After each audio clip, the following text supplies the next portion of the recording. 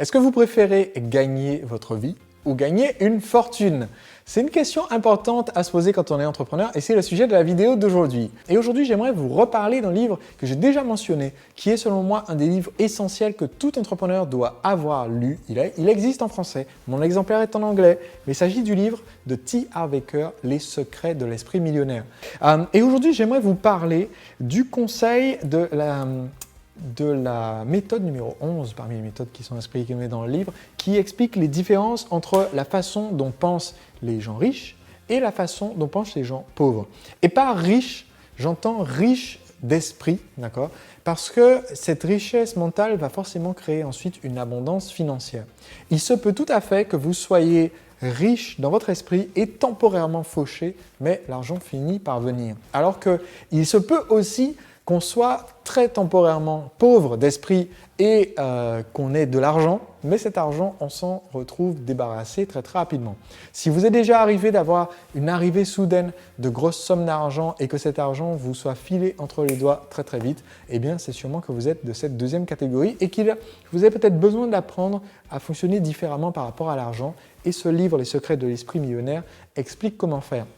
Et un des points qui est important, c'est que selon l'auteur, les personnes riches choisissent d'être payées, choisissent de gagner en fonction de leurs résultats, en fonction de ce qu'ils créent.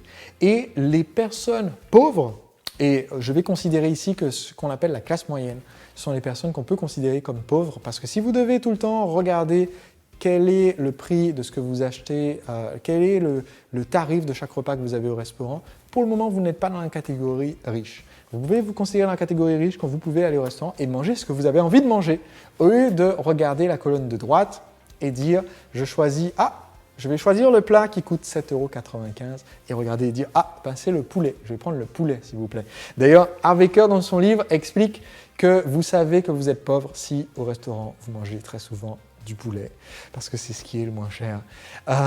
Donc, si vous n'aimez pas le poulet, ou si vous voulez manger autre chose, eh bien, c'est une bonne façon de savoir si vous avez une abondance financière ou pas. Et donc, ce que dit l'auteur, c'est que souvent, si on fait partie de la classe moyenne, on a été éduqué sur le principe d'étudier pour avoir un bon job et on regarde en fait quel est notre salaire horaire. C'est-à-dire combien on est payé de l'heure, est-ce qu'on est payé le SMIC, est-ce qu'on est payé plus que le SMIC, et d'essayer de négocier des augmentations basées sur le temps qu'on passe dans cette entreprise. Malheureusement, ça c'est un bon moyen peut-être de gagner sa vie, mais ce n'est pas un moyen de gagner une fortune. Parce que même si vous êtes très bien payé de l'heure, eh bien il y a une limite au nombre d'heures que vous pouvez fournir. Et si vous êtes entrepreneur, c'est pareil.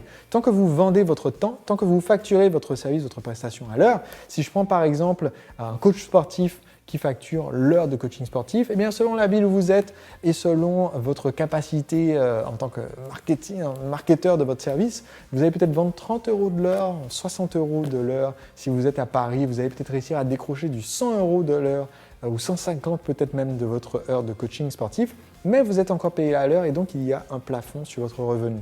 Si vous vous arrangez pour être payé au résultat, eh bien ça débloque ce plafond sur le revenu parce que vous apportez une véritable valeur ajoutée. Et une façon d'être payé au résultat, c'est par exemple sur vos produits d'offrir une garantie de résultat ou une garantie de satisfaction avec une suffisamment longue durée pour que le client puisse voir le résultat. Et ça va vous amener davantage de clients parce que ça facilite le fait de signer chez vous parce qu'on sait que vous êtes impliqué et engagé pour que votre client obtienne des résultats. Mais ça vaut aussi si vous êtes commercial, si vous êtes quelqu'un qui travaille au service d'une entreprise et que vous n'êtes pas l'entrepreneur vous-même. Par exemple, quand j'ai commencé à travailler avec Marc qui était un de mes anciens clients et qui a rejoint ensuite mon équipe, instantanément, on a trouvé un accord pour qu'il travaille à la proportion de chiffre d'affaires qu'il aidait à générer. Et très vite, la première année où Marc a travaillé dans mon entreprise, il a généré presque $250 000 de chiffre d'affaires. Et par exemple, cette année, sur la première moitié de l'année, a généré plus de 200 000 € de chiffre d'affaires. Comment? Eh bien, en étant rémunéré à la performance. Parce que ça motive à faire plus de performance, ça motive aussi à ce qu'on ait envie de vous payer davantage parce qu'on sait que plus on vous paye, c'est parce que vous êtes en train d'être de plus en plus performant. Et que vous soyez l'entrepreneur ou quelqu'un qui travaille dans l'entreprise, ce concept est essentiel. Si vous voulez gagner une fortune, vous devez être payé à la performance plutôt qu'être payé à votre